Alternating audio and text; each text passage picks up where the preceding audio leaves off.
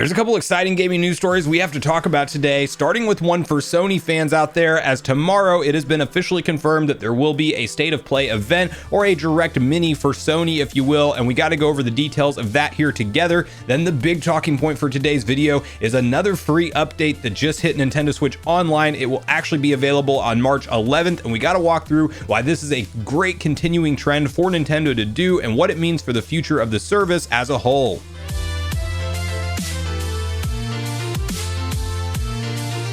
What's up, Nation? If it's your first time on the channel, make sure you join Sunbro Nation by subscribing below. Hit the like button on this video if you enjoy it today, and make sure you turn on your bell notification icon so you're kept up to date with all the newest gaming news. As I mentioned, guys, we got a couple different stories to get through today, and we have to kick it off with a discussion around Sony's brand new State of Play event that has been officially announced for tomorrow. And clearly, I am a PlayStation fan as well. I do own a PS5. I've literally owned every console since the PS3 because I wasn't a kid that grew up with a PlayStation 1 or 2, but I had friends that did, and I always got to enjoy the marquee games that were out on these platforms. And Sony has really done an incredible job, especially when it comes to their first party titles, specifically around single player experiences. They have a lot of standout games, and I definitely think it's worth owning a PS4 or PS5 if you can do so. And of course, to kick off the conversation, we do need to hop over quickly to VGC, where they have the exact details of the announcement. Then I want to cover some speculation around what we may see featured at this event that will be taking place tomorrow. So let's quickly read through the article together. PlayStation State of Play returns on Wednesday with a special focus on Japanese games. PS5 and PS4 titles will be on show during the 20-minute broadcast. Sony Interactive Entertainment has confirmed it will stream a new State of Play presentation this Wednesday, March 9th. Kicking off at 2 p.m. PT, 5 p.m. ET, and 10 p.m. GMT, and lasting for about 20 minutes, the broadcast will focus on announcements and updates for games coming to PS5 and PS4. Note, we won't have any updates on PlayStation VR 2 titles or hardware in this broadcast, Sony said. The show is clocking in around 20 minutes, give or take, with a special focus on highlighting great games coming from some of our beloved Japanese publishers, though we'll also have a few updates from other developers located around the world too.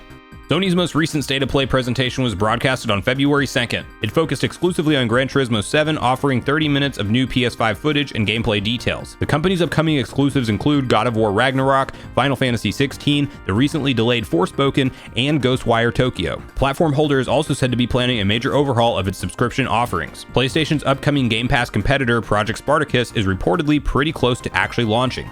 So obviously, new game announcements and gameplay footage is always a great thing for us at the end of the day, so I will definitely have my eyes on this event tomorrow. I'm definitely most hyped for games like God of War Ragnarok. I certainly hope that does hit its 2022 slated release, and while I don't know if it will be at this event, it's definitely one that will get me hyped if I do see it featured. And you just gotta love some of Sony's first party lineup. It is looking a little bit light for 2022 at this point, at least in terms of what's up next, so I do think that the time frame for the State of Play to take place makes a lot of sense. Sony's bigger events are called the PlayStation Showcase, and that's when you can expect more of like a 30-40 minute full direct style blowout event from Sony. So this may be, of course, more like akin to a direct mini, but I still would expect some exciting stuff to come from this. The big one that I am hoping we will get an announcement for is that subscription service that has been heavily rumored and reported on, and by all accounts it sounds like Sony is very close to actually launching a true up Game Pass competitor, and it really will be a Nintendo Switch Online competitor in my opinion, as well, as clearly all three of the companies are doing something when it comes to monthly active users, with monthly revenue that is generated from multiple subscription tiers based off which tier you sign up for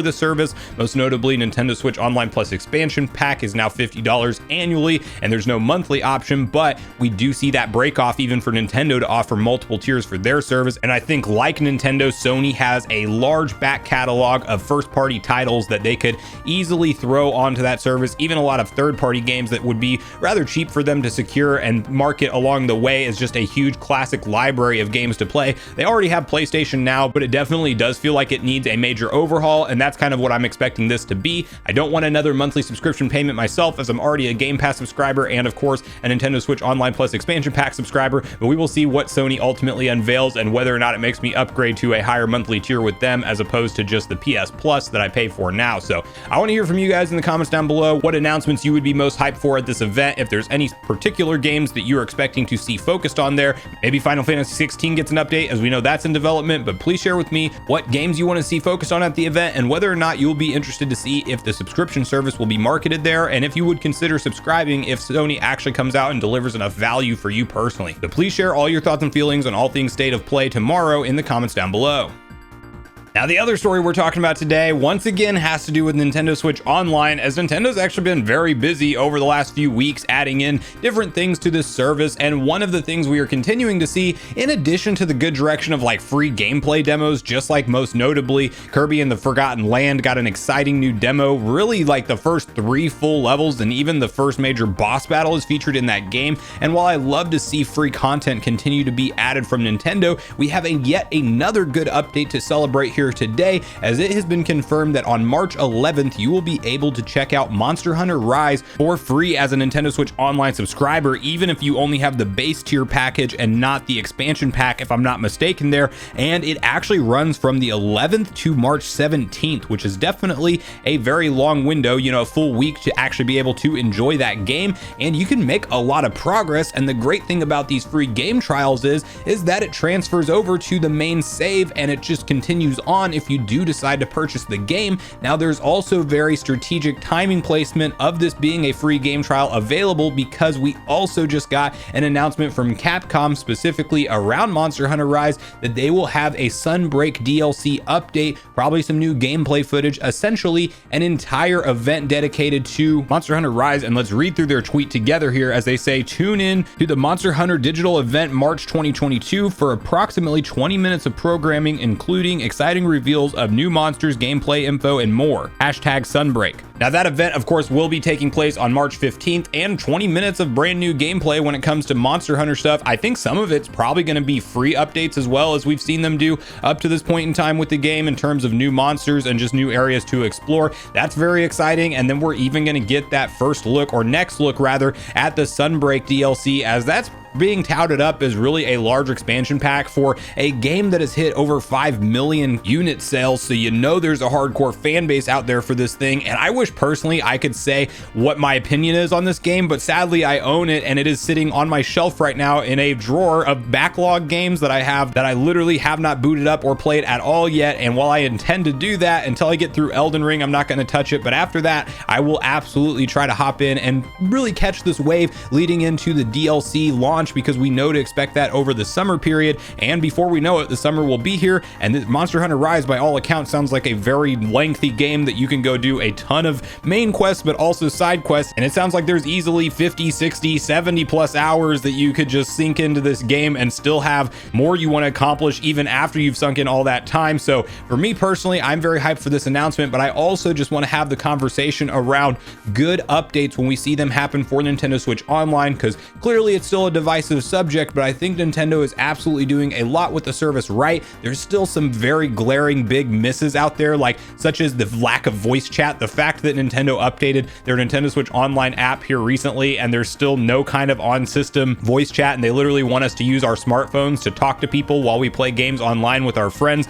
in 2022 absolutely is absurd and ridiculous. We definitely need things like themes and folders. And while we got a little tease of a step in the achievements or trophies direction, we also, it's like a missions and rewards thing, so it's kind of different. They even did add in new Mario Odyssey icons, and I do like to see them add things in like this that you can kind of customize your Nintendo Switch profile with, but it just does, it feels half-baked to me, kind of like, you know, a surprise idea that they put out there, but it's so different than what achievements and trophies are. And to me personally, achievements and trophies actually add a lot of replay value in games for me. Like, I will be doing, I don't know how many new game pluses I'll have to do in Elden Ring to get the platinum trophy, but I'm planning on doing that because I like that badge of honor to show that I've platinumed that game. It is the highest tier trophy you can unlock in any game, and it's just a cool thing to show off. If you're a hardcore fan of a particular franchise, imagine having something like a platinum badge for a Zelda Breath of the Wild run through. They could do all types of crazy things, and one of them might unfortunately be finding like all 900 plus Korok seeds, which would be an absolute nightmare, but there's still completionists out there that would want to do it. So